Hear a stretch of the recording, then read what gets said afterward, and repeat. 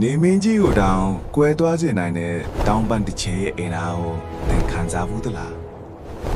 သူကတော့တကိုးကြီးတနာရီလာတတဝါဂလုံမင်းပါသူ့ရဲ့တောင်ပန်ခတ်လိုက်တဲ့လေရှင်ဟာ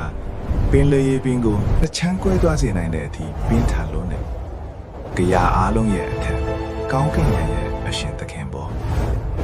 သူ့ရဲ့အင်အားကိုဘယ်သူမှမရှင်နိုင်ဘူး